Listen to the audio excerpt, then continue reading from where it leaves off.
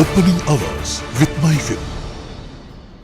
Good morning. Opening ഹൗസിൻ്റെ പുതിയൊരു സെഷനിലേക്ക് എല്ലാ പ്രേക്ഷകരെയും സ്വാഗതം ചെയ്യുന്നു. Good morning Suraj sir. Happy morning Nikhil. Sir, ഇത് ഇന്നത്തെ ഒരു മാർക്കറ്റ് നോക്കുകയാണെങ്കിൽ നിഫ്റ്റിയെ സംബന്ധിച്ചിടത്തോളം ഉള്ള ഒരു ഫ്ലാറ്റ് ടു നെഗറ്റീവ് ആയിട്ടുള്ള ഒരു രീതിയിലാണ് ഇന്നൊരു സ്റ്റാർട്ട് ഉണ്ടായിരിക്കുന്നത്. നിഫ്റ്റി ബാങ്കിലേക്ക് വരികയാണെങ്കിലും ഏകദേശം 0.5%ഉള്ളൊരു ഇടിവുണ്ടാകുന്നു. എന്നാൽ സെക്ടോറിയൽ പെർഫോമൻസ് നോക്കുകയാണെങ്കിൽ ഭൂരിഭാഗം സെക്ടറുകൾക്കൊക്കെ തന്നെ വളരെ മികച്ച രീതിയിൽ തന്നെയുള്ള ഒരു പ്രകടനം രേഖപ്പെടുത്താൻ വേണ്ടിയിട്ടും സാധിക്കുന്നുണ്ട്. ഗ്ലോബലി തന്നെ ലഭിച്ചിരിക്കുന്ന ടേക്ക് ഓവേഴ്സിലേക്ക് കടക്കുകയാണെങ്കിൽ US മാർക്കറ്റിൻ്റെ ഭാഗത്ത് നിന്ന് വളരെ ഫ്ലാറ്റ് ആയിട്ടുള്ള ഒരു പ്രകടനം തന്നെയായിരുന്നു ഉണ്ടായിരുന്നത്. നാസ്ഡാക്ക് മാർക്കറ്റ് നോക്കുകയാണെങ്കിൽ വളരെ ഫ്ലാറ്റായിട്ട് ഒരു പോസിറ്റീവ് ടോൺ മെയിൻറ്റെയിൻ ചെയ്തപ്പോൾ S&P 500 ഡോ ജോൺസ് ഇൻഡെക്സും നോക്കുകയാണെങ്കിലും ഒക്കെ തന്നെ ഒരു ഫ്ലാറ്റ് നെഗറ്റീവിലുള്ള ഒരു ക്ലോസിംഗ് ആയിരുന്നു. യൂറോപ്യൻ മാർക്കറ്റുകളിലേക്ക് വരികയാണെങ്കിൽ ഒരു പോസിറ്റീവായിട്ടുള്ള ഒരു പ്രകടനം രേഖപ്പെടുത്താൻ വേണ്ടിയിട്ട് യൂറോപ്യൻ മാർക്കറ്റുകൾക്ക് സാധിച്ചിട്ടുണ്ട്. ഏഷ്യൻ മാർക്കറ്റുകളിലേക്ക് വരികയാണെങ്കിൽ ജാപ്പനീസ് ഇൻഡെക്സ് ആയിട്ടുള്ള നിക്കിയും സൗത്ത് കൊറിയൻ ഇൻഡെക്സ് ആയിട്ടുള്ള കോസ്പിയും ഒക്കെ തന്നെ ഏകദേശം 2% മുകളിലും 3% മുകളിലുമുള്ളൊരു നേട്ടം രേഖപ്പെടുത്തുകയാണെങ്കിലും ഓവറോൾ പരിശോധിക്കുകയാണെങ്കിൽ ഏഷ്യൻ മാർക്കറ്റും ഒരു മിക്സഡ് ആയിട്ടുള്ള ട്രെൻഡ് തന്നെയാണ്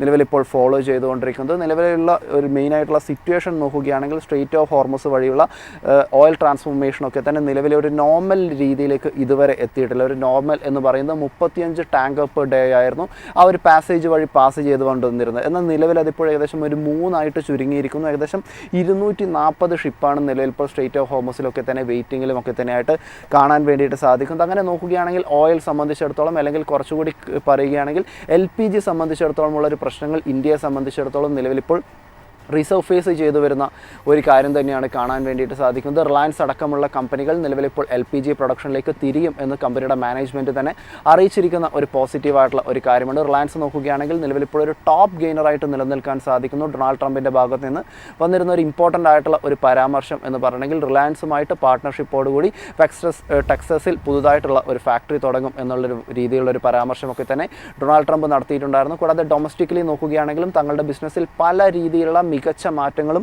റിലയൻസ് നടത്തിക്കൊണ്ട് വരുന്നതായിട്ടും കാണാൻ വേണ്ടിയിട്ട് സാധിക്കുന്നു. വിപണിയെ സംബന്ധിച്ചിടത്തോളം നോക്കുകയാണെങ്കിൽ ഓയിൽ തന്നെയാണ് അല്ലെങ്കിൽ ക്രൂഡ് തന്നെയാണ് ഇപ്പോഴും വിപണിയെ സംബന്ധിച്ചിടത്തോളം ഏറ്റവും ഇമ്പോർട്ടൻ്റ് ആയിട്ടുള്ള ഒരു ഫാക്ടറായിട്ട് അല്ലെങ്കിൽ ഒരു ഡിറ്റർമൈനിങ് ഫാക്ടറായിട്ട് ഇപ്പോഴും നിലനിൽക്കുന്നത്. എന്നാൽ മുൻപുണ്ടായിരുന്ന രീതിയിലുള്ളൊരു ഭീതി അത് മാർക്കറ്റിൽ പടർത്തുന്നില്ല എന്നൊരു കാര്യം കൂടി വളരെ ഇമ്പോർട്ടൻ്റ് ആയിട്ട് തന്നെ നമ്മൾ വാച്ച് ചെയ്യണം എന്നൊരു കാര്യം കൂടിയാണ് പങ്കുവയ്ക്കാനായിട്ടുള്ളത്. സോ ഇന്നത്തെ ഒരു മാർക്കറ്റ് സിറ്റുവേഷൻ അങ്ങനെ പല കാര്യങ്ങൾ കൊണ്ട് നിലവിലിപ്പോൾ ബിൽഡപ്പ് ചെയ്തു വരികയാണ്. എന്താണ് ഇന്നത്തെ ഒരു മാർക്കറ്റിനെ സംബന്ധിച്ചിടത്തോളം സാറിൻ്റെ ഒരു ടേക്ക്? നിഖിൽ, ഇന്ന് ഒരുപാട് ന്യൂസുകൾ നമ്മുടെ ഫ്രണ്ടിലുണ്ട് എന്ന് പറയുമ്പോഴും തന്നെ മാർക്കറ്റിൽ നമ്മളൊന്ന് നോക്കുകയാണെങ്കിൽ FISൻ്റെ ഇൻഡെക്സ് പൊസിഷനൊക്കെ വെച്ച് നോക്കുകയാണെങ്കിൽ അതുമാത്രമല്ല ഇന്ത്യ വിക്സ് എന്ന് പറയുന്നത് 18.91 ഏതാണ്ട് 19% ഡൗൺ ആണ്. ഇപ്പോൾ മാർക്കറ്റ് ഇപ്പോൾ ഏതാണ്ട് 9.35 9.40 മാർക്കറ്റ് നെഗറ്റീവിലാണ്. നിഫ്റ്റി നെഗറ്റീവിലാണെങ്കിൽ പോലും ഇന്ന് ചിലപ്പോൾ ഇത് take it with a pinch of salt, ഇത് മിക്കവാറും മാർക്കറ്റിൽ ചിലപ്പോൾ ഗ്രീനിൽ അല്ലെങ്കിൽ ചെറിയ സ്ലൈറ്റ് രീതിയിൽ പോസിറ്റീവായിട്ട് ക്ലോസ് ചെയ്യാനുള്ള ചാൻസുകൾ ഉണ്ട് എന്നുള്ളതാണ്. അൺലെസ് ആൻഡ് അണ്ടിൽ വേറെ നെഗറ്റീവ് ന്യൂസ് വന്നില്ല എന്നുണ്ട്. കാര്യം ഒരുപാട് ന്യൂസുകൾ സിസ്റ്റത്തിലേക്ക് വരുന്നുണ്ട് എന്നുള്ള കാര്യം. In the midst of all these chaos, ഇതിൻ്റെ ഇടയിൽ തന്നെ നോർത്ത് കൊറിയ ഇപ്പോൾ ഒരു ടെസ്റ്റ് ഫയർ ചെയ്തിരിക്കുന്നു, ഒരു മിസൈൽ എന്നുള്ളൊരു ഇൻഫർമേഷനും കൂടെ വന്നിരിക്കുന്നു എന്നുള്ള. അതായത് വാർഷിപ്പിൽ നിന്നാണ് അവർ ഫയർ ചെയ്തത്. ഒന്നാമത് ഗ്ലോബൽ ജിയോ പൊളിറ്റിക്കൽ റിസ്ക് ഉള്ള സമയത്ത് ഒരു നാഷണൽ സെക്യൂരിറ്റി ത്രെട്ട് കൂടി അല്ലെങ്കിൽ ഒരു ഗ്ലോബൽ സെക്യൂരിറ്റി ത്രെട്ട് കൂടി നോർത്ത് കൊറിയയുടെ ഭാഗത്തുനിന്ന് ഉണ്ടായിരിക്കുന്നു എന്നുള്ളതാണ് അതിനകത്ത് ഇമ്പോർട്ടൻ്റ് ആയിട്ടുള്ള കാര്യം. രണ്ടാമത്തെ വളരെ എടുത്തു പറയേണ്ട ഒരു കാര്യം, ഇൻഡിഗോ, അതായത് നമ്മുടെ ഇപ്പോൾ നല്ലൊരു ലാർജസ്റ്റ് മാർക്കറ്റ് ഷെയർ ഉള്ള ഒരു എയർലൈൻ കമ്പനിയാണ് ഇൻഡിഗോ എന്ന് പറയുന്നത്. അതുമാത്രമല്ല ഇന്ത്യയിൽ അടുത്ത കാലത്ത് സിവിൽ ഏവിയേഷനും ഈ number of people travelling by aeroplane also increased in a substantial amount. അങ്ങനത്തെ സമയത്ത് ഇൻഡിഗോ പോലത്തെ ഒരു ലാർജ് ഓർഗനൈസേഷനിലെ CEO പീറ്റർ എൽബേഴ്സ് റിസൈൻ ചെയ്ത് ന്യൂസ് വന്നിരിക്കുന്നു. പേഴ്സണൽ റീസൺസ് ആണ് അയാൾ സൈറ്റ് ചെയ്തതെങ്കിൽ പോലും നമുക്കറിയാം ഡിസംബർ 2025 ഒരു ഓപ്പറേഷണൽ ഇഷ്യൂസ് ഉണ്ട് അല്ലേ. ഇന്ന സമയപരിധിക്കുള്ളിൽ എത്ര ഫ്ലൈറ്റ്സ് ഒരു പൈലറ്റിന് ഹാൻഡിൽ ചെയ്യുക, അതായത് പൈലറ്റ് ഫറ്റീഗും അവർക്ക് വരുന്ന പ്രഷറും സ്ട്രെസ്സും ഒക്കെ അതൊക്കെ ഉണ്ടായിരുന്ന സമയത്ത് അതിൻ്റെ എന്താ പറയുക ചുമതലയിൽ ഇരിക്കേണ്ട വ്യക്തി എന്ന രീതിയിൽ CEO സ്ഥലത്തില്ലായിരുന്നു എന്നും ഇൻ്റർനാഷണൽ ട്രാവലിലായിരുന്നു എന്നും ഹോളിഡേയിലായിരുന്നു എന്നൊക്കെയുള്ള ഒരു ആക്ഷേപം ഉണ്ടായിരുന്നു. അത് വേണ്ട രീതിയിൽ പ്രീ പ്ലാൻഡ് ആയിട്ട് അതിനെ മാനേജ് ചെയ്യാൻ പറ്റിയില്ല എന്നുള്ളൊരു കാരണം തന്നെ ഉണ്ടായിരുന്നു എന്നറിയൂ. നമുക്കറിയാം ഏതാണ്ട് ആ ഡിസംബർ 2025 4500 ഫ്ലൈറ്റോളം ക്യാൻസൽ ചെയ്യും. ഏതാണ്ട് 3 ലക്ഷം പാസഞ്ചേഴ്സിനെ അഫക്റ്റ് ചെയ്ത ഒരു ഇഷ്യൂ ആണ്. എനിക്ക് തോന്നുന്നു അന്ന് എനിക്ക് director general of civil aviation DGCA എനിക്ക് തോന്നുന്നു 22,000 കോടിയുടെ ഫൈൻ എങ്ങാണ്ട് ഈ പറയുന്ന പോലെ നമ്മുടെ ഇൻഡിഗോയിന് മേളിൽ ചാർത്തിയിരുന്നു എന്നുള്ളതാണ് നമ്മൾ മനസ്സിലാക്കണമെന്നല്ല. അപ്പോൾ അതും ഒരു വലിയൊരു ഇമ്പോർട്ടൻറ്റ് ന്യൂസായിട്ട് ഇന്ത്യൻ മാർക്കറ്റിൽ നിൽക്കുന്നു എന്നുള്ള. പിന്നെ എക്കണോമിസ്റ്റുകൾ, ഭൂരിഭാഗം എക്കണോമിസ്റ്റുകളും ലോകത്തുള്ള എക്കണോമിസ്റ്റുകൾ പറയുന്നതെന്ന് വെച്ചാൽ ഈ ഒരു ജിയോ പൊളിറ്റിക്കൽ ഇഷ്യൂ, ആ മിഡിൽ ഈസ്റ്റിൽ ഉണ്ടാകുന്ന geo political issue plus war with Russia and Ukraine, അത് രണ്ടും കൂടെ ചേർത്ത് വായിക്കുമ്പോൾ മേജർ ഓയിൽ പ്രൊഡ്യൂസിങ് കൺട്രീസ് ആയതുകൊണ്ടും ജിയോ പൊളിറ്റിക്കലായിട്ടുള്ള വളരെ വളരെ സെൻസിറ്റീവായിട്ടുള്ള സ്ഥലത്താണ് ഇത് നടക്കുന്നുണ്ടുള്ള കാരണം ഗ്ലോബൽ റിസഷനുള്ള ചാൻസ് 35% ഗ്ലോബൽ എക്കണോമിസ്റ്റുകൾ പറയുന്നതെന്നുള്ള.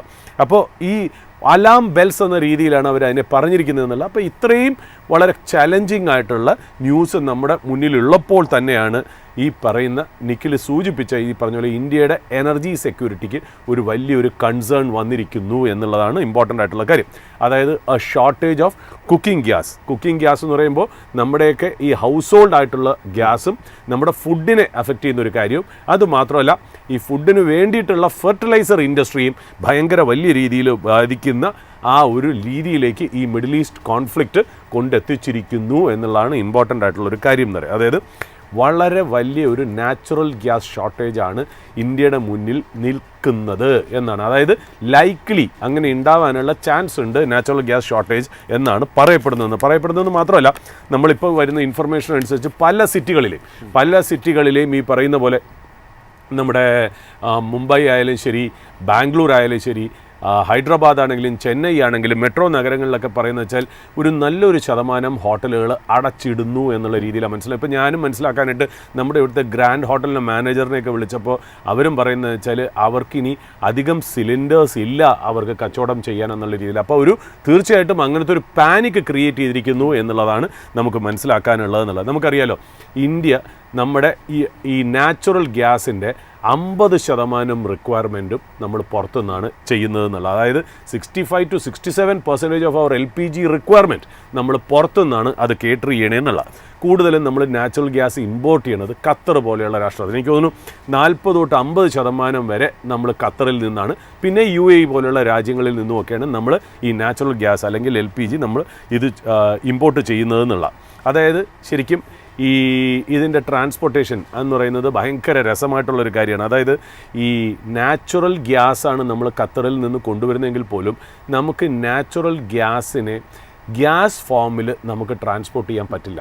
ഈ ഓയിൽ ട്രാൻസ്പോർട്ട് ചെയ്യുന്നത് പോലെ ഈ പൈപ്പ് വഴി നമുക്കത് ട്രാൻസ്പോർട്ട് ചെയ്യാനുള്ള സിസ്റ്റം നമുക്കില്ല. അതുമാത്രമല്ല നല്ല രീതിയിൽ കടൽ വഴി ട്രാൻസ്പോർട്ട് ചെയ്യുന്ന ഒരു ഗ്യാസ് പൈപ്പ് ലൈൻ ഇല്ലാത്തത് കൊണ്ടും നമ്മൾ എന്താ ചെയ്യുന്നത് വെച്ചാൽ നാച്ചുറൽ ഗ്യാസിനെ ഇപ്പോൾ ഖത്തറിൽ നിന്നും നമ്മൾ അവിടുത്തെ വെസൽസിൽ ട്രാൻസ്പോർട്ട് ചെയ്യുന്നതിന് മുമ്പേ അതിനെ കൂൾ ഓഫ് ചെയ്യുമെന്ന് പറഞ്ഞാൽ ഏതാണ്ട് 162 ഡിഗ്രി സെൻറ്റിഗ്രേഡിൽ ഈ നാച്ചുറൽ ഗ്യാസിനെ കൂൾ ഓഫ് ചെയ്ത് ലിക്വിഡ് ഫോർമാറ്റിലാക്കും. അതിനെയാണല്ലോ നമ്മൾ LNG, ലിക്വിഡ്ഫൈഡ് നാച്ചുറൽ ഗ്യാസ് എന്ന രീതിയിലേക്ക് പറയണത്. അങ്ങനെ ലിക്വിഡ് ഫോമിലാക്കുമ്പോൾ ഒരു ഗുണമെന്ന് വെച്ചാൽ ഈ ഗ്യാസ് ഷിപ്സിൽ ഗ്യാസ് ട്രാൻസ്പോർട്ടേഷനെക്കാട്ടിലും എക്കണോമിക്കലി വയബിളാണ് നമ്മൾ ലിക്വിഡ് ഫോമിൽ അതിനെ ട്രാൻസ്പോർട്ട് ചെയ്യുന്നത്.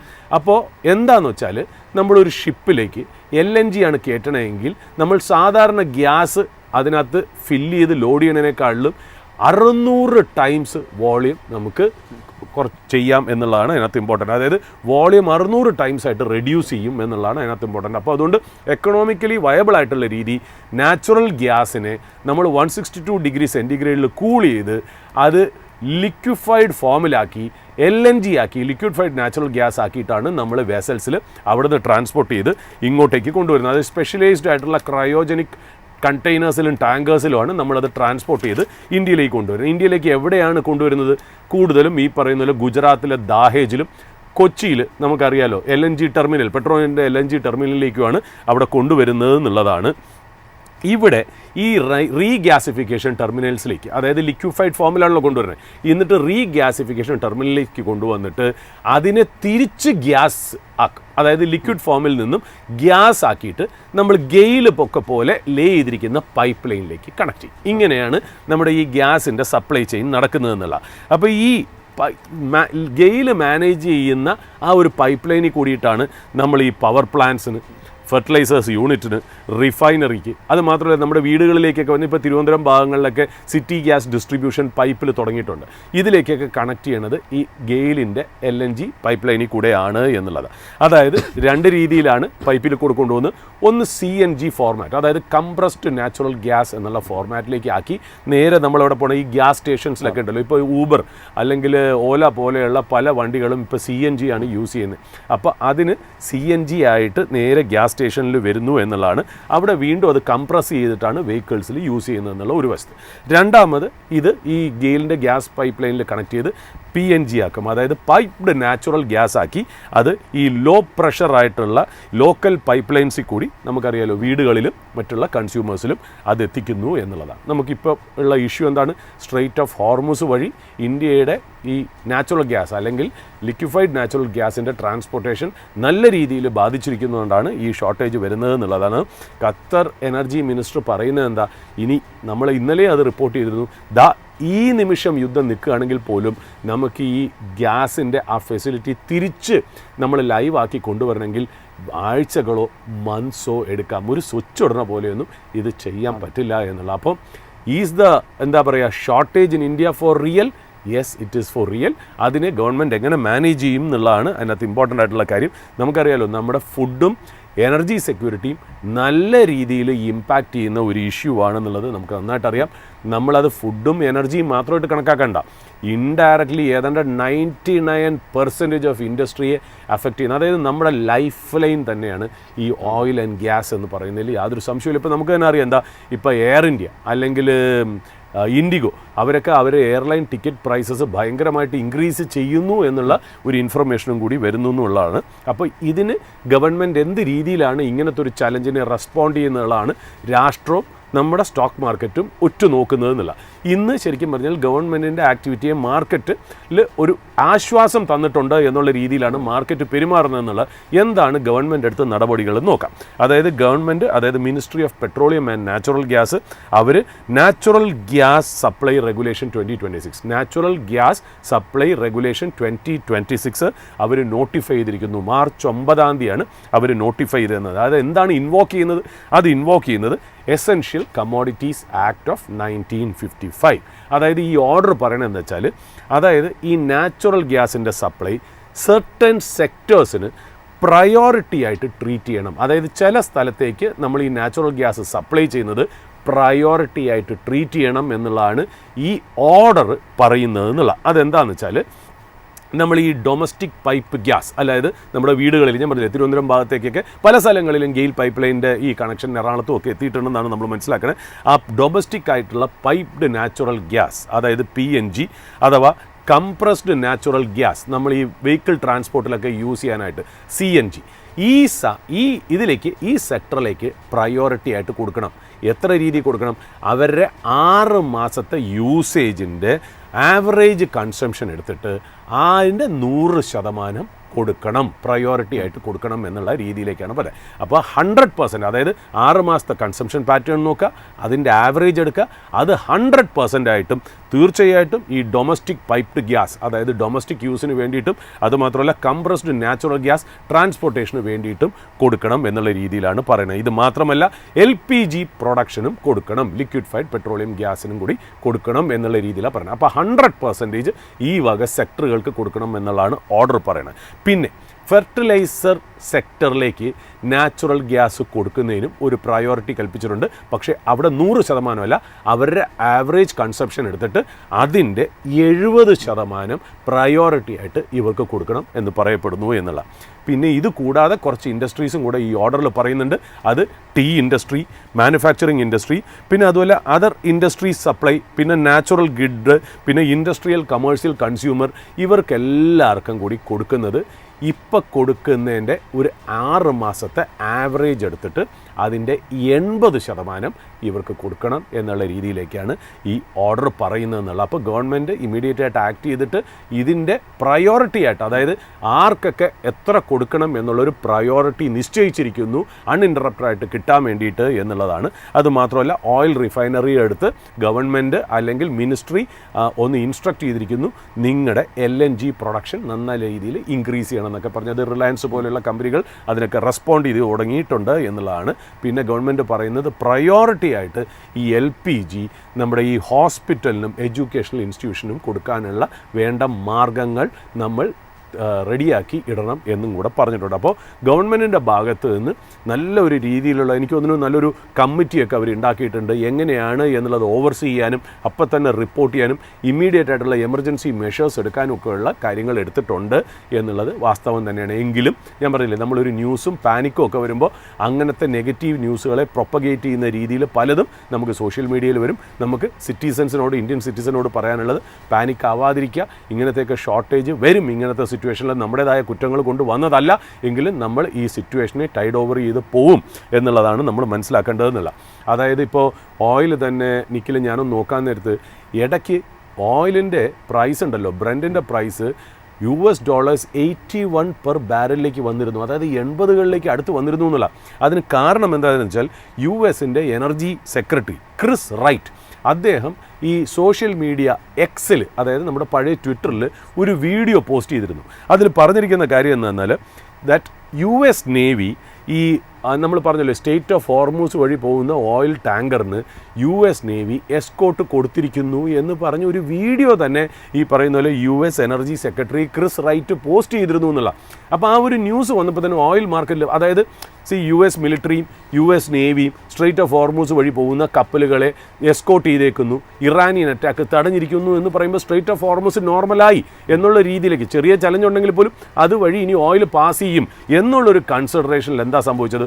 ഓയിൽ നേരെ ഇടിഞ്ഞ് $81 പെർ ബാരലായി. ബട്ട് ഇൻസിഡൻ്റ്ലി അതിനെ വൈറ്റ് ഹൗസും പെൻറ്റഗണും അതിനെ ഡിനൈ ചെയ്തു എന്നുള്ളതാണ്. അത് ക്ലാരിഫൈ ചെയ്തു, ഞങ്ങൾ അങ്ങനെ ഒരു എസ്കോർട്ട് കൊടുത്തിട്ടില്ല എന്നുള്ളത്. അത് മാത്രമല്ല അതിനുശേഷം ഈ ക്രിസ് റൈറ്റ് അദ്ദേഹത്തിൻ്റെ പോസ്റ്റ് എക്സിൽ നിന്ന്, ട്വിറ്ററിൽ നിന്നും ആ വീഡിയോ ഡിലീറ്റും കൂടെ അങ്ങ് ചെയ്ത് കളഞ്ഞു എന്നുള്ള.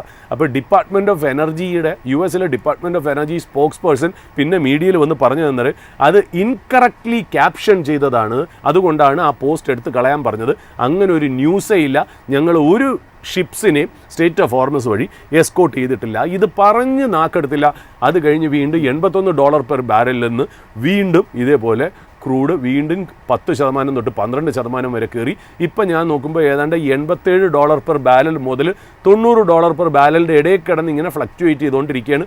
ഓരോ ന്യൂസ് വരുമ്പോൾ കയറുന്നു, ഒന്ന് ചെറിയൊരു ശമനം ഇടയ്ക്ക് വരുന്നു. ഇങ്ങനത്തെ രീതിയിൽ ക്രൂഡിൻ്റെ ചാർട്ട് പോണു എന്നുള്ളതാണ്. പിന്നെ വേറൊരു റിപ്പോർട്ട് വരുന്ന കാര്യം വെച്ചാൽ, ഇത് ഒരുപാട് റിപ്പോർട്ടുകൾ വരുന്നതാണ് നമ്മൾ നമ്മുടെ പ്രേക്ഷകരായിട്ട് ഷെയർ ചെയ്യുന്നത്. അതായത് US മിലിറ്ററി ഏതാണ്ട്, അതായത് ഇറാൻ ആ സ്ട്രെയിറ്റ് ഓഫ് ഹോർമൂസിൻ്റെ ഭാഗത്ത് മൈൻ ലേ ചെയ്യുന്നു. മൈൻ, അത് നമ്മൾ മനസ്സിലായില്ല, ഒരു മൈൻ ലേ ചെയ്യുന്നു എന്നുള്ള. അങ്ങനെ മൈൻ ലേ ചെയ്യുന്ന 16 ഇറാനിയൻ വെസൽസിനെ US ഇൻ്റർസെപ്റ്റ് ചെയ്ത് അറ്റാക്ക് ചെയ്തിരിക്കുന്നു എന്നുള്ളതാണ് നമുക്ക് കിട്ടുന്ന ഒരു റിപ്പോർട്ട് എന്ന് പറയുന്നത്. അതായത് ഇറാൻ അസിമെട്രിക് ആയിട്ടുള്ള ഒരു വാർഫെയർ തുടങ്ങിയിരിക്കുന്നു എന്നുള്ള. അതായത് ഈ സ്ട്രെയിറ്റ് ഓഫ് ഹോർമൂസിൽ മൈൻ ലെയിൻ ചെയ്യുക എന്ന് പറയുന്നത് എന്താണെന്നറിയോ? അതായത് ഇസ്രായേലിൻ്റെ കയ്യിൽ സൊഫിസ്റ്റിക്കേറ്റഡ് ആയിട്ട് ഒരുപാട് മൈനുണ്ട്. അതായത് ഇപ്പോൾ കണക്കൊന്നും അറിയില്ല, നമ്മളിപ്പം നോക്കുമ്പോൾ നമുക്ക് മനസ്സിലാവണേ 2000 തൊട്ട് 6000 വരെ സൊഫിസ്റ്റിക്കേറ്റഡ് ആയിട്ടുള്ള മൈൻസ് ഇറാനിൻ്റെ ആർസനലിൽ ഉണ്ട് എന്നുള്ളതാണ് പറയപ്പെടുന്നത്. അതെന്താ ചെയ്യണേ? ഇറാൻ ഈ മൈൻ കൊണ്ടുപോയിട്ട് സ്ട്രെയിറ്റ് ഓഫ് ഹോർമൂസ് അല്ലെങ്കിൽ കടലിൽ കൊണ്ടുവന്നിട്ട് ഇവരിത് ഡിപ്ലോയ് ചെയ്യും. എങ്ങനെ ഡിപ്ലോയ് ചെയ്യുമെന്ന് വെച്ചാൽ, അതായത് സീ ബെഡിലേക്ക് ഇടും, അല്ലെങ്കിൽ വെള്ളത്തിൻ്റെ ഒരു ഭാഗം വരെ ഫ്ലോട്ട് ചെയ്ത് കിടക്കും എന്നുള്ളതാണ് ഈ മൈൻസ്. എങ്ങനെയാണ് അവർ ചെയ്യണമെന്ന് വെച്ചാൽ, അവർ ഒരു മാർഗ്ഗം എന്ന് വെച്ചാൽ നമ്മുടെ ചെറിയ ബോട്ടുകളില്ലേ, അതായത് ഈ സ്പീഡ് ബോട്ടുകൾ, നമ്മുടെ ഈ ചെറിയ ചെറിയ ലീഷറിനൊക്കെ യൂസ് ചെയ്യുന്ന സ്പീഡ് ബോട്ട്, യാട്ടിലൊക്കെ ഒന്നും അറിയാത്ത പോലെ കൊണ്ട് അതിൽ നിന്ന് ഈ മൈൻസ് പതുക്കെ ലേ ചെയ്യുന്നുള്ള. പിന്നെ രണ്ടാമത് ഇറാനിന് കുറച്ച് സബ്മറൈൻസ് ഉണ്ട്. അത് സ്പെഷ്യലൈസ്ഡ് ആയിട്ടുള്ള ഖാദിർ സബ്മറൈൻസ് എന്ന് പറഞ്ഞിട്ട് കുറച്ച് സബ്മറൈൻസ് ഉണ്ട്. ആ സബ്മറൈൻസ് വഴിയും അവർ അവർ ഈ മൈൻസ് വെള്ളത്തിൻ്റെ അടിയിലായി കടലിൻ്റെ അടിയിൽ ഇങ്ങനെ ലേ ചെയ്തിടുമെന്നുള്ള. പിന്നെ സിവിലിയൻ ഷിപ്സ് ഉണ്ടല്ലോ, സിവിലിയൻ ഷിപ്സിലൊക്കെ കൊണ്ടുപോയി, ഞാൻ നേരത്തെ പറഞ്ഞ പോലെ യാട്ടിലൊക്കെ കൊണ്ടുപോയിട്ടും ചെറിയ ചെറിയ ബോട്ട്സിലൊക്കെ കൊണ്ടുപോയിട്ടും അറിയാതെ ഇടും. പിന്നെ സ്പെഷ്യലൈസ്ഡ് ആയിട്ടുള്ള ഡൈവേഴ്സിനെ കൊണ്ടുവന്നിട്ട് വെള്ളത്തിൻ്റെ സീ ബെഡിൽ, ഓഷ്യൻ സീ ബെഡിൽ കൊണ്ടുപോയിട്ട് ഇതിനെ അങ്ങ് ഡ്രോപ്പ് ചെയ്ത് വയ്ക്കും എന്നുള്ളതാണ്. അതായത് ഈ സീ ബെഡിൽ അല്ലെങ്കിൽ പകുതി വെള്ളത്തിൽ മുങ്ങി, അങ്ങനെ പല രീതിയിലായിട്ടുള്ള സൊഫിസ്റ്റിക്കേറ്റഡ് രീതിയിലായിട്ടുള്ള മൈൻസ് ഇറാൻ്റെ ആർസനലിൽ ഉണ്ട് എന്നുള്ളതാണ് പറയപ്പെടുന്നത് എന്നുള്ള. അപ്പോൾ ഈ വെള്ളത്തിൻ്റെ അടിയിൽ ഈ മൈന് കിടക്കുമ്പോൾ നമ്മുടെ മോളിൽ കൂടിയാണല്ലോ ഈ ഷിപ്സ് പോകുന്നത്. ഈ ഷിപ്സ് പോകുമ്പോൾ ആ ഷിപ്സിൽ നിന്നുള്ള ആ മാഗ്നറ്റിക് എഫക്റ്റ് അല്ലെങ്കിൽ അക്കോസ്റ്റിക്, ശബ്ദം കൊണ്ടുള്ള അക്കോസ്റ്റിക് ഇഫക്റ്റ്, അല്ലെങ്കിൽ ഒരു പ്രഷർ സിഗ്നേച്ചർ, അതായത് അത് ആ ഭാഗത്ത് ആ കപ്പൽ പോകുമ്പോൾ ഉണ്ടാവുന്ന വെള്ളത്തിലുണ്ടാവുന്ന പ്രഷർ കൊണ്ടോ മാഗ്നറ്റിക് കൊണ്ടോ അക്കോസ്റ്റിക് കൊണ്ടോ ആ കിട്ടുന്ന വൈബ്രേഷനിൽ ഈ മൈൻ എക്സ്പ്ലോഡ് ചെയ്യും എന്നുള്ള. അങ്ങനെ അതുവഴി പോകുന്ന കപ്പലുകളെ തകർക്കുക. അതായത് not even 1 litre of oil will travel through strait of Hormuz എന്നുള്ള രീതിയിലാണ് ഇറാൻ പറയുന്നത്. ഇറാനെ സംബന്ധിച്ച് ഇറാൻ്റെ ഏറ്റവും വലിയ വെപ്പണായിട്ട് നമുക്ക് ലോകത്തറിയാമെന്നുള്ളതും ഇറാൻ കൺസിഡർ ചെയ്യുന്നതും അവരുടെ കയ്യിലിരിക്കുന്ന മിസൈലും ഡ്രോണുകളും അല്ലെങ്കിൽ ബോംബുകളും അല്ലെങ്കിൽ എയ്റോപ്ലെയിനും ഷിപ്സും നേവിയും മിലിറ്ററിയും ആർമിയും ഒന്നുമല്ല, എയർഫോഴ്സ് ഒന്നുമല്ല. അവരെ സംബന്ധിച്ച് സ്ട്രെയ്റ്റ് ഓഫ് ഹോർമസ് ആണ് അവരിലിരിക്കുന്ന ഏറ്റവും വലിയ വെപ്പൺ. അതായത് ഗ്ലോബൽ ഓയിൽ സപ്ലൈ ചോക്ക് ചെയ്യുക, അങ്ങനെ ഗൾഫ് റീജിയൻ അല്ലെങ്കിൽ ഒപെക് പ്ലസ് കൺട്രീസിലേക്കുള്ള വരവ് ഭയങ്കരമായിട്ട് കുറയ്ക്കുക, മറ്റുള്ള രാജ്യങ്ങളിൽ ഓയിലിൻ്റെ കൺസംഷൻ ഷോർട്ടേജ് ഉണ്ടാക്കുക. ഇതാണ് ഇറാൻ്റെ കയ്യിലിരിക്കുന്ന ഏറ്റവും വലിയ ആയുധം. മൈനൊക്കെ വെറും ചെറിയ കാര്യം. ഈ മൈനൊക്കെയാണ് ഇവരുടെ കയ്യിലിരിക്കുന്നത്, ഇതൊക്കെയാണ് അവരുടെ കയ്യിലിരിക്കുന്നതാണ് ഇമ്പോർട്ടൻ്റ് ആയിട്ടുള്ളൊരു കാര്യം എന്ന് പറയുന്നത്. ഇതിപ്പോൾ ഇതൊന്നും കൂടാതെ തന്നെ റിപ്പോർട്ട്സ് പറയുന്നത് വെച്ചാൽ ഈ മൈനൊക്കെ സീ ബെഡിൽ ആങ്കർ ചെയ്ത് കിടക്കും, അല്ലെങ്കിൽ വെള്ളത്തിൻ്റെ ഒരു മിഡിൽ പാർട്ടിൽ ആങ്കർ ചെയ്ത് കിടക്കും. ഇത് കൂടാതെ തന്നെ അൺആങ്കേർഡ് ആയിട്ടുള്ള മൈൻസ് ഉണ്ടെന്നാണ് പറയുന്നത്. ഈ അൺആങ്കേർഡ് ആയിട്ടുള്ള മൈൻസ് എന്ന് വെച്ചാൽ നമുക്ക് എവിടെയാണെന്ന് കണ്ടുപിടിക്കാനില്ല. അതായത് ഈ ഓഷ്യൻ കറണ്ടിനനുസരിച്ച് ഇത് ഫ്ലോട്ട് ചെയ്ത് നടക്കും. അതുകൊണ്ട് ഇതിനെ സ്പോട്ട് ചെയ്യാനും വളരെ പാടാണ് എന്നുള്ളതാണ്. നമ്മളിതൊക്കെ പറയണമെങ്കിൽ നമ്മൾ പറയുന്നല്ലോ, ഇതൊക്കെ ഇറാൻ്റെ കേപ്പബിലിറ്റി ആയിട്ട് നമ്മൾ പറയേണ്ട കാര്യമില്ല. കാര്യം ഈ മൈനൊക്കെ നോക്കുകയാണെങ്കിൽ സൊഫിസ്റ്റിക്കേറ്റഡ് ആയിട്ടുള്ള മൈനൊക്കെ എവിടെ നിന്ന് വരുന്നു, അതിൻ്റെ പലതും മോഡൽ നമ്പറൊക്കെ പറയണമെങ്കിൽ EM52 എന്ന് പറയുന്ന മോഡലൊക്കെ നമ്മൾ നോക്കുകയാണെന്നുണ്ടെങ്കിൽ it is made in China. അപ്പോൾ ഈ പറയുന്ന പോലെ ലോകത്ത് 2-3 പവർ ആക്സസുകളേ ഉള്ളൂ എന്നുള്ളതാണ്. ഒരു വശത്ത് ഈ പറയുന്ന പോലെ US ഇസ്രായേലും ചേർന്ന ഒരു ആക്സസ്, അപ്പുറത്തെ വശത്ത് റഷ്യയും ചൈനയും കൂടെ ചേർന്ന ഒരു ആക്സസ് ആണ് ഇമ്പോർട്ടൻ്റ്. അതായത് നമ്മൾ ഇറാനെ കുറിച്ച് നമ്മൾ വലിയ വലിയ കാര്യങ്ങളൊക്കെ പറയുള്ളൂ, ഇറാൻ അങ്ങനെ ചെയ്യാൻ സാധ്യതയുണ്ട്, അവരുടെ കയ്യിൽ ഇത്രയും കാര്യങ്ങൾ സപ്ലൈ ഉണ്ടെന്നൊക്കെ പറയുമ്പോൾ തന്നെ മനസ്സിലാവുന്നത് എന്താ, അവരുടെ കയ്യിലിരിക്കുന്ന ഓരോ അമ്യൂണിഷനും വെപ്പണും അത് നമ്മൾ ഡിസെക്ട് ചെയ്ത് മൈക്രോ ഡീറ്റെയിൽസിലേക്ക് പോവുകയാണെങ്കിൽ that would be either made in Russia or made in China എന്നുള്ളതാണ്. ചൈനയെ സംബന്ധിച്ച് ചൈനയുടെ നല്ലൊരു ഓയിൽ റിക്വയർമെൻറ്റും ഈ ഇറാനാണ് സാറ്റിസ്ഫൈ ചെയ്തുകൊണ്ടിരുന്നത്. ഇറാൻ്റെ ഓയിൽ സാങ്ഷൻഡ് ആണെങ്കിൽ പോലും ചൈന എന്ന് പറയുന്ന രാജ്യം അത് മേടിച്ചിരുന്നു എന്നുള്ളതാണ്. US-ന് ചൈനയ്ക്ക് മേൽ ഒരുപാട് പ്രഷറൊന്നും ചെയ്യാൻ പറ്റൂല എന്നുള്ള കാര്യം നമുക്ക് മനസ്സിലായി എന്നുള്ളതാണ്. അപ്പോൾ ഒരു പ്രത്യുപകാരം എന്നുള്ള രീതിയിൽ ചൈന തന്നെയാണ് ഈ പറയുന്ന പോലെ ഇറാൻ്റെ മിലിറ്ററിയെയും നേവിയെയും ബാക്കി എല്ലാ വെപ്പൺ ആൻഡ് അമ്യൂണിഷനെയും സപ്പോർട്ട് ചെയ്യുന്നത് എന്നുള്ളതാണ്. ഇറാനെ സംബന്ധിച്ച് ചൈനയിലേക്ക് വിൽക്കുന്ന ഓയിലിൻ്റെ പൈസ കൊണ്ട് ചൈനയിൽ നിന്ന് തന്നെ ഡിഫൻസ് എക്യുപ്മെൻറ്റ്സ് മേടിക്കുന്നു, അല്ലാതെ ഇറാനിൽ ഇതൊന്നും ഉണ്ടാക്കാനുള്ള വകുപ്പുകൾ ഒന്നുമില്ല. എന്നാൽ ടർക്കി പോലെയുള്ള രാജ്യങ്ങൾ അങ്ങനെയല്ല. ടർക്കിക്കൊക്കെ കുറച്ചുകൂടി ടെക്നോളജിക്കൽ അഡ്വാൻസ്മെൻറ്റ്സ് നല്ല രീതിയിലുണ്ട്. ഈ ഇറാൻ്റെ യുറേനിയം എൻറിച്ച്മെൻറ്റും ഈ ന്യൂക്ലിയർ പ്രോഗ്രാമിനും ഒക്കെ ചൈനീസ് സപ്പോർട്ട് നല്ലോണം ഉണ്ട് എന്നുള്ളതാണ് മനസ്സിലാവുന്നത്. നോർത്ത് കൊറിയൻ സപ്പോർട്ടും ചൈനീസ് സപ്പോർട്ടും റഷ്യൻ സപ്പോർട്ടും ഉണ്ട് എന്നുള്ളതാണ് മനസ്സിലാക്കുന്നത്. But that is geopolitics and global wars. അത് നമ്മുടെ ഒരു സബ്ജക്റ്റേ അല്ല, അതുകൊണ്ട് നമ്മൾ പറയുന്നതൊക്കെ ചിലപ്പോൾ തെറ്റിപ്പോവാം എന്നുള്ളതാണ്. പ്രസിഡന്റ് ട്രംപിനെ സംബന്ധിച്ച് നമ്മൾ നോക്കുകയാണെങ്കിൽ ട്രംപ് പറയുന്നത് വെച്ചാൽ ഈ ഓയിലിൻ്റെ കാര്യത്തിനെക്കുറിച്ച് അദ്ദേഹവും US ട്രംപ് അഡ്മിനിസ്ട്രേഷൻ വളരെ വലിയ രീതിയിൽ കൺസേൺഡ് ആണ് എന്നുള്ളത്. അതുകൊണ്ട് ട്രംപ് പറയുന്നത് temporary and targeted relaxation of sanctioned oil. അതായത് കുറേ രാജ്യങ്ങൾക്ക് അവർ സാങ്ഷൻ വെച്ചിട്ടുണ്ടല്ലോ, ആ ഓയിലിനെ ടെമ്പററി ആയിട്ട് അല്ലെങ്കിൽ ടാർജറ്റഡ് ആയിട്ട് റിലാക്സ് ചെയ്യാനായിട്ട് നടപടികൾ എടുക്കാൻ അവർ തയ്യാറാണ് എന്നുള്ള രീതിയിൽ ട്രംപ് പബ്ലിക്കായിട്ട് പറഞ്ഞു എന്നുള്ളൂ. അതിൻ്റെ ഉത്തമ ഉദാഹരണം നമുക്ക് ഇന്ത്യക്ക് തന്നെ 30 ദിവസത്തെ ഒരു വിൻഡോ നമുക്ക് തന്നിട്ടുണ്ട് എന്നുള്ളതാണ്. അത് 6 മാർച്ച് 2026 വന്നത്. അതായത് 4 ഏപ്രിൽ വരെ 30 ദിവസം, 4 ഏപ്രിൽ 2026 വരെ 30 ദിവസത്തെ ഒരു ഗ്യാപ്പ് വന്നിട്ടുണ്ട്. ആ സമയത്ത് റഷ്യയുടെ ഓൾറെഡി ലോഡഡായി സീയിൽ ഫ്ലോട്ട് ചെയ്യുന്ന ഓയിലിനെ നമുക്ക് മേടിക്കാനുള്ള അധികാരമുണ്ട് എന്നുള്ളതാണ് നമുക്ക് മനസ്സിലാവുന്ന കാര്യം. ബട്ട് ഇന്ത്യയെ സംബന്ധിച്ചൊരു കാര്യമുണ്ട്. ഇന്ത്യയെ സംബന്ധിച്ച് നമ്മളിപ്പോൾ മാർച്ചിലാണ് ഇരിക്കുന്നത്. മാർച്ച് 6 ട്രംപിൻ്റെ ഓർഡർ വന്നെങ്കിൽ പോലും ജാനുവരിയിൽ ചെറിയൊരു ഡിപ്പ് മാറ്റി വെച്ച് കഴിഞ്ഞാൽ ഫെബ്രുവരിയിൽ നമ്മൾ ഓൾറെഡി മേടിച്ചിരുന്നത് റഷ്യൻ ക്രൂഡ് തന്നെ ആയിരുന്നു. നമ്മുടെ 25 തൊട്ട് 35% നമ്മുടെ ഓയിൽ ഇമ്പോർട്ടും റഷ്യൻ ക്രൂഡ് തന്നെയാണ് എന്നുള്ള റിപ്പോർട്ട് ഗവൺമെൻറ് അല്ല, കെപ്ലർ എന്ന് പറയുന്ന ഓയിൽ സ്റ്റാറ്റിസ്റ്റിക്സും ഓയിൽ ഡേറ്റയും പുറത്തുവിടുന്ന ഇൻസ്റ്റിറ്റ്യൂഷൻ്റെയും ഏജൻസിയുടെയും ഡേറ്റ അനുസരിച്ച്, കെപ്ലർ പറഞ്ഞ ഡീറ്റെയിൽ അനുസരിച്ച് India is continuing to buy Russian oil in spite of എന്താ പറയുക US ഇന്ത്യ ട്രേഡ് ഡീൽ എന്നുള്ള രീതിയിൽ തന്നെ അത് പറയുന്നു എന്നുള്ളതാണ് അതിനകത്ത് ഇമ്പോർട്ടൻ്റ് ആയിട്ടുള്ളൊരു കാര്യം. ആൻഡ് പ്രോബബ്ലി ഇന്ത്യയെ സംബന്ധിച്ച് ഒരു കാര്യം നമുക്ക് അപ്രീഷിയേറ്റ് ചെയ്തിരിക്കാൻ പറ്റില്ല. India is the only country who was permitted by the Trump administration to import Russian oil for a window of 30 days. വേറെ ഒരു രാജ്യങ്ങൾക്കും ഇതുവരെ കൊടുത്തിട്ടില്ല എന്നുള്ള രീതിയിലാണ് നമുക്ക് മനസ്സിലായിരിക്കുന്നത് എന്നുള്ളതാണ്. പിന്നെ ഈ അൺസാങ്ഷൻ ചെയ്യാൻ പോകുന്നു ട്രംപ് പല ഓയിലും പല രാജ്യങ്ങൾക്കെന്നുള്ളതിൽ ഏത് രാജ്യങ്ങളാണെന്നോ എന്താണെന്നോ സ്പെസിഫിക് ആയിട്ട് അദ്ദേഹം പറഞ്ഞിട്ടില്ല. അദ്ദേഹം ഗോൾഫ് കളിക്കുന്നതിൻ്റെ ഇടയിൽ എങ്ങാണ്ട് പറഞ്ഞൊരു സ്റ്റേറ്റ്മെൻറ്റാണ്. അത് എന്താണെന്നുള്ളത് ഇതുവരെ ആർക്കും മനസ്സിലായില്ല എന്നുള്ളതാണ് ഒരു വശത്ത് എന്നുള്ളത്.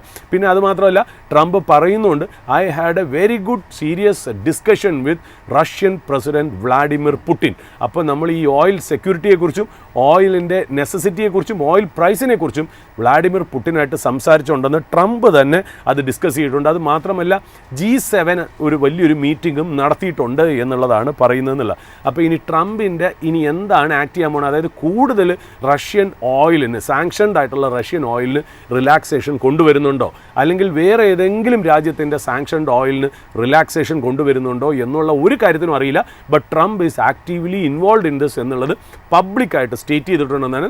The only country who has got permission എന്നുള്ളത്. അതുമാത്രമല്ല, ട്രംപ് ഇന്ത്യക്ക് കൊടുത്തു എന്നുള്ളത് മാത്രമല്ല, ട്രംപ് അവരുടെ യൂറോപ്യൻ പാർട്ട്നേഴ്സിനെയും അറിയിച്ചിട്ടുണ്ട് എന്നുള്ളത് ഇന്ത്യക്ക് ഈ പറയുന്ന പോലെ ഇങ്ങനൊരു ഫെസിലിറ്റി കൊടുത്തിട്ടുണ്ട് എന്നുള്ളതാണ്.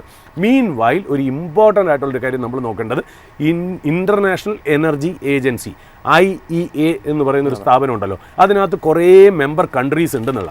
ഇൻ്റർനാഷണൽ എനർജി ഏജൻസി എന്ന് പറയുന്നത് എനിക്ക് തോന്നുന്നു 32 മുതൽ 33 മെമ്പർ കൺട്രീസ് ഉണ്ട്. US അങ്ങനെയുള്ള പല രാജ്യങ്ങളും ജപ്പാൻ പോലെയുള്ള രാജ്യങ്ങളൊക്കെ ചേർന്നിട്ടാണ് മെമ്പർ കൺട്രീസായിട്ട് 32 തൊട്ട് 33 മെമ്പർ കൺട്രീസ് വരുന്നതെന്നുള്ള. അതിൽ 13 IEAയിൽ 13 അസോസിയേഷൻ കൺട്രീസാണ്, അസോസിയേറ്റഡ് കൺട്രീസാണ്. അസോസിയേറ്റഡ് കൺട്രീസ് എന്ന് പറയുമ്പോൾ നമ്മൾ ഇന്ത്യ, ചൈന, ബ്രസീൽ, സൗത്ത് ആഫ്രിക്കയൊക്കെ ഏതാണ്ട് അസോസിയേറ്റഡ് കൺട്രീസ് ആയിട്ട് വരുമെന്നുള്ളതാണ്. അതിൽ അക്സഷൻ കൺട്രീസ് ഉണ്ട്, ചിലി, ഇസ്രായേൽ പോലെയുള്ള കൺട്രികൾ, അല്ലെങ്കിൽ കോസ്റ്ററിക്ക പോലെയുള്ളത് ഈ പറയുന്ന പോലെ അക്സഷൻ കൺട്രീസാണ്. അതായത് നമ്മളിപ്പോൾ വിചാരിക്കാം ഈ IEA എന്ന് പറയുന്നത് യുണൈറ്റഡ് നേഷൻസ് പോലെ തന്നെ ഈ എനർജി സെക്യൂരിറ്റിക്ക് വേണ്ടി കൂടുന്ന കുറച്ച് മെമ്പർ രാജ്യങ്ങളുടെ ഒരു അസോസിയേഷനാണ്. 32 തൊട്ട് 33 എന്ന രീതിയിൽ നമുക്കത് മനസ്സിലാക്കാമെന്നുള്ള. അപ്പോൾ അവിടുന്ന് IEA എന്ന് പറയുന്നത് ഒരു മീറ്റിംഗ് നടക്കുന്നുണ്ട്. ഇന്ന് മാർച്ച് 11 അവരുടെ ഇമ്പോർട്ടൻ്റ് ആയിട്ടുള്ളൊരു മീറ്റിംഗ് ഉണ്ട്. ആ ഇമ്പോർട്ടൻ്റ് ആയിട്ടുള്ള മീറ്റിങ്ങിൻ്റെ അജണ്ട എന്താണെന്ന് വെച്ചാൽ, ഈ IEAയിൽ ഈ 32 കൺട്രീസ് 33 കൺട്രീസ് ഉണ്ടെന്ന് പറയല്ലോ, ഈ രാജ്യങ്ങൾക്ക് ഏതാണ്ട് 90 ദിവസത്തിന് മുകളിലുള്ള സ്ട്രാറ്റജിക് ആയിട്ടുള്ള പെട്രോളിയം റിസർവ്സ് ഉണ്ടാവണം ഈ മെമ്പർ കൺട്രീസിനെന്നുള്ള. അത് എമർജൻസി കണ്ടീഷൻ വരുമ്പോൾ അവരവരുടെ സ്ട്രാറ്റജിക് റിസർവ്സിൽ നിന്ന് ഇത് നമ്മൾ ഗ്ലോബൽ സപ്ലൈ ആയിട്ട് പുറത്തോട്ട് വിടണം, എന്നിട്ട് ഈ ഷോർട്ടേജിനെ കുറയ്ക്കണം എന്നുള്ള രീതിയിലാണ് ഈ IEAയുടെ ഒരു അജണ്ട എന്ന് പറയുന്നത്. ഇത് ശരിക്കും പറഞ്ഞാൽ എനിക്ക് തോന്നുന്നു 2022 റഷ്യ യുക്രൈൻ വാർ നടക്കുന്ന സമയത്തും ഇൻ്റർനാഷണൽ എനർജി ഏജൻസി IEA ഏതാണ്ട് 182 million barrels of oil member കൺട്രീസിൻ്റെ സ്ട്രാറ്റജിക് റിസർവ്സിൽ നിന്ന് പുറത്തോട്ട് വിട്ടിട്ടുണ്ട് എന്നുള്ള 182 മില്യൺ ബാരൽസാണ്. ബട്ട് ഇപ്രാവശ്യം, അതായത് ഇന്നത്തെ ദിവസം എനിക്ക് തോന്നുന്നു മാർച്ച് 11 മാർച്ച് 10 ഡിസ്കഷൻ ഉണ്ടായിരുന്നു എന്നാണ് മനസ്സിലാക്കുന്നത്. മാർച്ച് 11 അവർ 50 കൊല്ലത്തെ അവരുടെ ഹിസ്റ്ററിയിലെ 50 കൊല്ലത്തെ ഏറ്റവും വലിയ ഒരു കപ്പാസിറ്റിയാണ് റിലീസ് ചെയ്യാൻ പോകുന്നത്. അതായത് 300 to 400 മില്യൺ ബാരൽസ് ഈ മെമ്പർ കൺട്രീസിൻ്റെ സ്ട്രാറ്റജിക് റിസർവ്സിൽ നിന്ന് ഗ്ലോബൽ സപ്ലൈയിലേക്ക് കൊണ്ടുവരണം എന്നുള്ളതാണ് പറയണേ എന്നുള്ളതാണ്. അതായത് ഈ മെമ്പർ കൺട്രീസ് എന്ന് പറയുന്നത് ഈ ഗ്ലോബലായിട്ടുള്ള ഓയിൽ ഡിമാൻഡിൻ്റെ 80% ഈ മെമ്പർ കൺട്രീസാണ്. അപ്പോൾ ആ മെമ്പർ കൺട്രീസിന് ഈ നാച്ചുറൽ റിസോഴ്സസിൻ്റെ കാര്യത്തിൽ ലോകത്തിനോടൊരു പ്രതിബദ്ധതയുണ്ട് എന്നുള്ള. അപ്പോൾ ഇങ്ങനത്തെ സിറ്റുവേഷൻ വരുമ്പോൾ നിങ്ങളുടെ സ്ട്രാറ്റജിക് റിസർവ്സിൽ നിന്ന് ഓയിൽ കുറച്ച് കൊടുത്തിട്ട് ഇത് ചെയ്യണം എന്നുള്ള രീതിയിലാണ് അവർ പറയുന്നത് എന്നുള്ളതാണ്. അതായത് 300 to 400 മില്യൺ ബാരൽസ് എന്ന് പറയുന്നത് എത്രയെന്നറിയോ? അതായത് ഈ ടോട്ടൽ ഈ IEAയുടെ മെമ്പർ കൺട്രീസ് ഉണ്ടല്ലോ, 32 തൊട്ട് 33 വരെ രാജ്യങ്ങളുണ്ട് എന്ന് പറയുന്നത്, അവർ ടോട്ടൽ എല്ലാവരും കൂടെ അവരുടെ സ്ട്രാറ്റജിക് പെട്രോളിയം റിസർവ്സ് എന്ന് പറയുന്നത് എനിക്ക് തോന്നുന്നു 1.2 ബില്യൺ ബാരൽസ് ഉണ്ട്. ഈ 1.2 ബില്യൺ ബാരൽസിൻ്റെ ഏതാണ്ട് 30 തൊട്ട് 40% ഇപ്രാവശ്യം വിടാൻ പോകുന്ന 300 മില്യൺ ബാരൽസ് എന്നുള്ളത്. അതായത് 50 കൊല്ലത്തെ ഏറ്റവും വലിയ ഒരു സപ്ലൈ ചെയ്യാനായിട്ട് IEA റെഡിയാവണം. അതിൻ്റെ ഡിസിഷൻ എനിക്ക് തോന്നുന്നു 11 വരും. അപ്പോൾ 11 എന്ന് പറയുന്നത് ഇന്നത്തെ ദിവസമായിട്ട് അങ്ങനത്തെ എന്തെങ്കിലും ഒരു റൂളിംഗ് വരികയാണെങ്കിൽ വീണ്ടും ഓയിൽ മാർക്കറ്റിൽ ചെറുതായിട്ടൊന്ന് താഴേക്ക് വരാനുള്ള സാധ്യതകൾ നമുക്ക് റൂൾ ഔട്ട് ചെയ്യാൻ പാടില്ല എന്നുള്ളതാണ്. ബട്ട് ഇതിനകത്ത് ഇമ്പോർട്ടൻ്റ് ആയിട്ടും ഇൻട്രസ്റ്റിംഗ് ആയിട്ടുള്ളൊരു കാര്യം എന്ന് വെച്ചാൽ ഇന്ത്യ എന്ന് പറയുന്നത് മെയിൻ ആയിട്ടുള്ള കൺട്രി അല്ലെങ്കിൽ പോലും ഒരു അസോസിയേറ്റഡ് മെമ്പറാണ്. ചൈനയും സൗത്ത് കൊറിയയും ബ്രസീലും ഒക്കെ പോലെ നമ്മൾ അസോസിയേറ്റഡ് ഉള്ള മെമ്പറാണ്. ഇന്ത്യക്ക് അത് മാത്രമല്ല, ഇന്ത്യക്ക് സ്ട്രാറ്റജിക് പെട്രോളിയം റിസർവ്സ് ഉണ്ട്.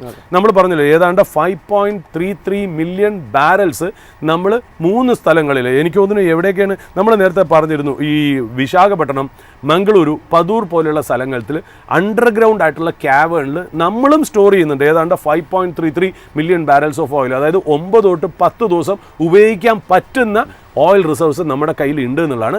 ബട്ട് ഇന്ത്യ പബ്ലിക്കലി എനിക്ക് തോന്നുന്നു ഇൻ്റർനാഷണൽ എനർജി ഏജൻസിയെ IEA അറിയിച്ചിട്ടുണ്ട് ഞങ്ങൾ ഇതിനകത്ത് പാർട്ടിസിപ്പേറ്റ് ചെയ്യുന്നില്ല, അതായത് ആ ഡിക്ലൈൻ ചെയ്തിട്ടുണ്ട് എന്നുള്ള കാര്യം ഇന്ത്യ പറയുന്നത് വെച്ചാൽ ഞങ്ങൾക്ക് തന്നെ ഡൊമസ്റ്റിക് ആയിട്ടുള്ള ഇഷ്യൂ ടാക്കിൾ ചെയ്യാനുണ്ട്. അതുമാത്രമല്ല this war is not our creation, ഞങ്ങൾ ഉണ്ടാക്കി വെച്ച വാർ അല്ല. അതുകൊണ്ട് ഞങ്ങൾക്ക് ഇതിനകത്ത് ഡയറക്റ്റായിട്ട് യാതൊരു ബന്ധവും ഡയറക്റ്റായിട്ട് ഇൻഡയറക്റ്റും ഇല്ല.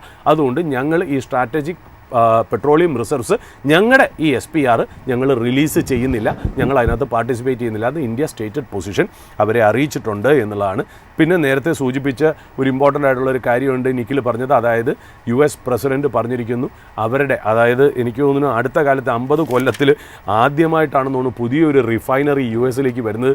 300 ബില്യൻ്റെ ഇൻവെസ്റ്റ്മെൻ്റ് ആണ് എന്നുള്ളത്. അവിടെ ടെക്സസിലാണ് അത് വരുന്നത് എന്നുള്ളതാണ് അവർ പറയുന്നത്.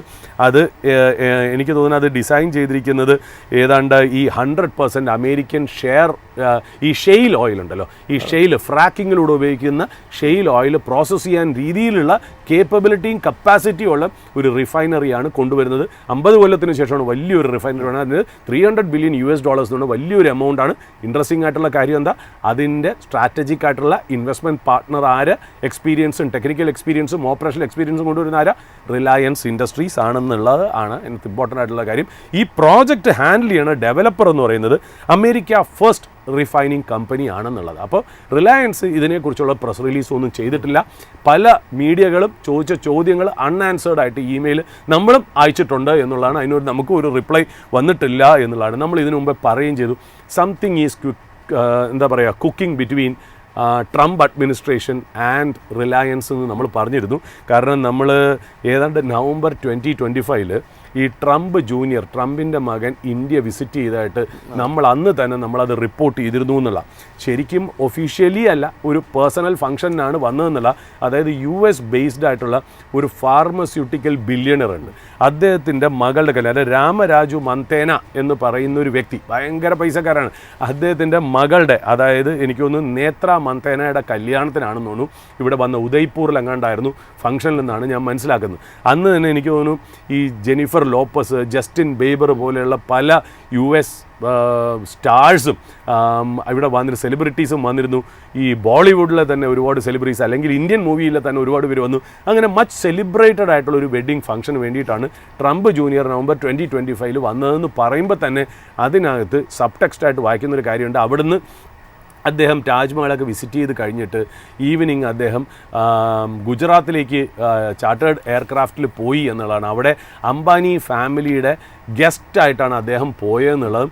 അത് കഴിഞ്ഞിട്ട് ഈ പറയുന്ന പോലെ എനിക്ക് തോന്നുന്നു അവരുടെ ഒരു വൻതാര എന്ന് പറഞ്ഞിട്ട് അവരുടെ ഒരു wild life rescue and rehabilitation centre ഉണ്ടല്ലോ നമ്മുടെ ആനന്ദ് അംബാനിയുടെ, അതൊക്കെ പോയി കണ്ടു. അത് വലിയ വേൾഡ് ക്ലാസ് ഫെസിലിറ്റി ആണെന്നൊക്കെ പറയുകയൊക്കെ ചെയ്തു. അത് കഴിഞ്ഞിട്ട് ഈ അംബാനി ഫാമിലിയുടെ ഗസ്റ്റായിട്ട് പോയിട്ട് ഡാൻഡിയ ഗർബ ഡാൻസ് ഒക്കെ കളിച്ച് പല ടെമ്പിളും ഒക്കെ വിസിറ്റ് ചെയ്ത് ഒരു കാലഘട്ടത്തിനെ കുറിച്ച് പറഞ്ഞു. അന്ന് നമ്മളിത് റിപ്പോർട്ട് ചെയ്തപ്പോൾ നമ്മൾ പറഞ്ഞിരുന്നു, അന്ന് ഇന്ത്യയും US തമ്മിൽ വളരെ വലിയ ടെൻഷനിൽ നിൽക്കുകയാണ്. അതായത് അതിന് കുറച്ച് നാൾ മുമ്പാണ് പീറ്റർ നവാറോ പറയുന്നത് ഇന്ത്യയിലെ ചില കുടുംബങ്ങൾ മാത്രമാണ് ഈ ഓയിൽ ട്രേഡ് കൊണ്ട് പ്രോഫിറ്റ് ഉണ്ടാക്കുന്നതെന്നൊക്കെ പറയുന്നതിൻ്റെ കൂടെ തന്നെയാണ് ഇത് വന്നപ്പോഴേ നമ്മൾ പറഞ്ഞു there is something in the offing, something is coming. അത് മാത്രമല്ല എന്നിട്ട് നമ്മൾ പറയും ചെയ്തു എനിക്ക് തോന്നുന്നു നമ്മൾ നവംബർ മാസം തന്നെ ഇന്ത്യ US ട്രേഡ് ഡീൽ നടക്കും. കാര്യം അംബാനി ഫാമിലിയും ട്രംപ് ഫാമിലിയും നല്ല ബന്ധത്തിലേക്ക് പോകണമെന്ന് പറയും. ബട്ട് അൾട്ടിമേറ്റ്ലി നമ്മൾ പറഞ്ഞ നവംബർ എന്ന് പറഞ്ഞാൽ തെറ്റിപ്പോയി എന്നുള്ള ഇന്ന് നമ്മൾ പ്രേക്ഷകരോട് മാപ്പും അപ്പോളജിയും നമ്മൾ ചോദിച്ചിരുന്നു എന്നുള്ള. ബട്ട് ഓഫ് ലേറ്റ് ആയിട്ട് ആ ട്രേഡ് ഡീൽ നടക്കുകയും ചെയ്തു.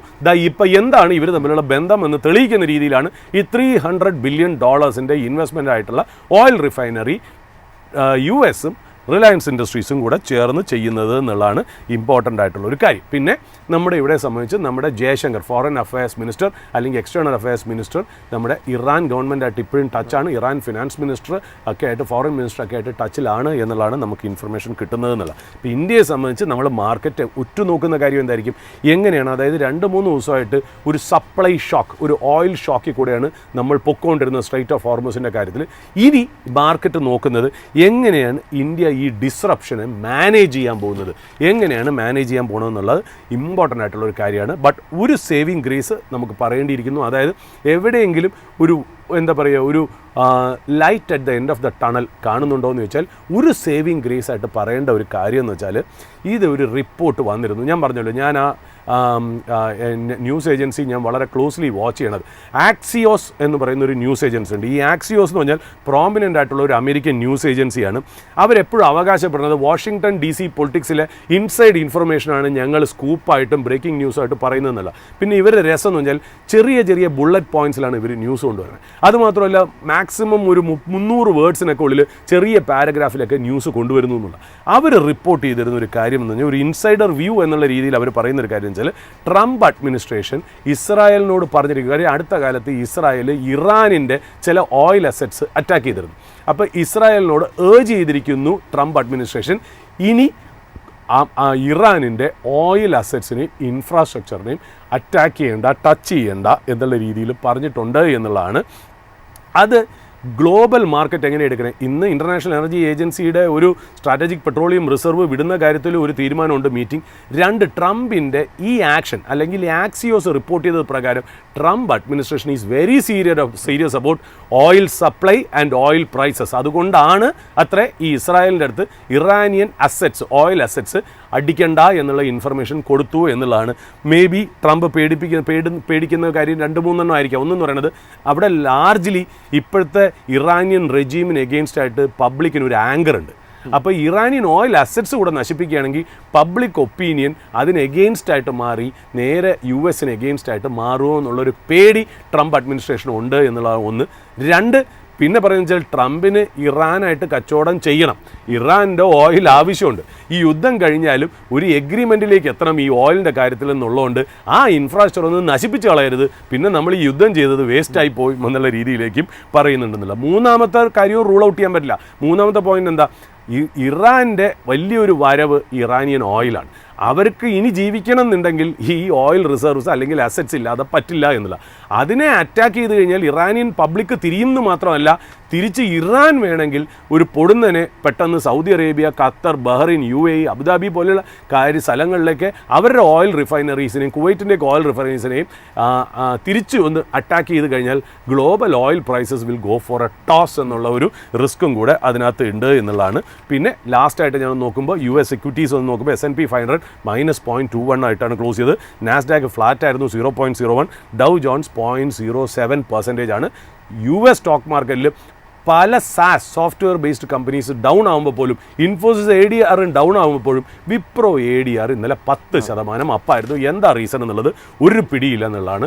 ഒറക്കിൾ നല്ല ഏർണിങ്സ് കൊണ്ടുവന്ന് നല്ല ഗൈഡൻസ് ഒന്നും കൊണ്ടുവന്ന കാരണം 8% അപ്പായിരുന്നു. പിന്നെ ഞാനൊന്ന് നോക്കിയത് ഗ്ലോബൽ ക്യൂ ആയിട്ട് ഡോളർ ഇൻഡെക്സ് ആണ് 98.87 ആണ് ഇപ്പോൾ വന്നേക്കുന്നതല്ല.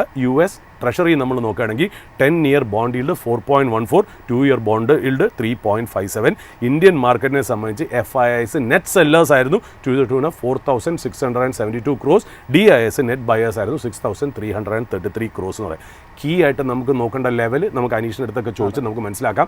24,513 ആയിരിക്കും ഒരു അപ്വേർഡായിട്ട് നമുക്കുള്ള റെസിസ്റ്റൻസ് ബ്രേക്ക് ചെയ്യേണ്ടിയിരിക്കുന്നത്. സപ്പോർട്ട് നമ്മൾ നോക്കണേ 23,700 ആയിരിക്കാം എന്നുള്ളതാണ്. ബട്ട് സേവിങ് ഗ്രേസ് ആയിട്ട് നമുക്കുള്ളത് ഈ IEAയുടെ മീറ്റിംഗ്, ട്രംപിൻ്റെ ഒരു കമ്മിറ്റ്മെൻറ്റ്, അതായത് ഇസ്രായേലിൻ്റെ അടുത്ത് ഇറാൻ ഓയിൽ അസറ്റ്സ് അടിക്കരുത് എന്ന് പറയുന്നൊരു കാര്യം. മൂന്നാമത് മാർക്കറ്റിനെ സംബന്ധിച്ച് നമ്മൾ നോക്കേണ്ട കാര്യം എന്താ, ഇന്ത്യ വിക്സ്. ഞാൻ ഈ പ്രോഗ്രാമിന് ഷോയ്ക്ക് കയറുന്ന മുമ്പ് 9:30 മുമ്പ് ഞാൻ നോക്കിയപ്പോൾ 18.91, അതായത് 19% ഡൗൺ ആയിരുന്നു എന്നുള്ളതാണ്.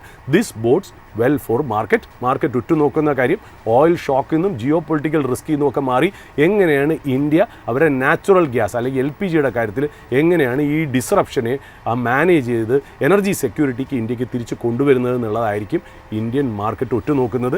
ഇതുവരെയുള്ള ഗവൺമെൻറ് ആക്ഷൻസിനും ചുറ്റുവട്ടത്തുള്ള ജിയോ പൊളിറ്റിക്കൽ ന്യൂസും മാർക്കറ്റ് പോസിറ്റീവായിട്ട് എടുത്തു എന്നാണ് ഞാൻ മനസ്സിലാക്കുന്നത്. അത് തന്നെയാണ് ഈ ഓപ്പണിംഗ് നമുക്ക് സൂചിപ്പിക്കുന്നത്. എങ്ങനെയാണ് ദിവസം മുന്നോട്ട് പോകുമ്പോൾ ബാക്കിയുള്ള ന്യൂസ് മാർക്കറ്റിനെ അഫക്റ്റ് ചെയ്യണമെന്നുള്ളത് നമുക്ക് ഇനി വരാൻ പോകുന്ന മണിക്കൂറുകൾക്കുള്ള നമ്മുടെ മൈഫിൻ്റെ അപ്ഡേറ്റിൽ നമ്മൾ പറയുന്നതായിരിക്കും. നമ്മളിവിടെ ഡിസ്കസ് ചെയ്തിരിക്കുന്ന ഒരു ഓഹരിയെ പറ്റിയുള്ള ഒരു ഡീറ്റെയിൽസും ഒരു ബൈ ഓർ സെൽ റെക്കമെൻഡേഷൻ അല്ല. നിങ്ങളുടെ ഏതൊരു നിക്ഷേപം നടത്തുന്നതിന് മുമ്പും ഒരു സെബി രജിസ്റ്റേർഡ് ആയിട്ടുള്ള ഫൈനാൻഷ്യൽ അഡ്വൈസറിൻ്റെ സേവനം തേടിയതിന് ശേഷം മാത്രം നടപ്പിലാക്കുക. ഇവിടെ പങ്കുവച്ചിരിക്കുന്നതൊക്കെ തന്നെ പഠനാവശ്യത്തിന് വേണ്ടിയിട്ടുള്ള ഡീറ്റെയിൽസ് മാത്രമാണ്. ഓപ്പണിംഗ് അവേഴ്സിൻ്റെ പുതിയൊരു എപ്പിസോഡുമായിട്ട് നാളെ വീണ്ടും കാണാം. അതുവരെ നന്ദി, നമസ്കാരം.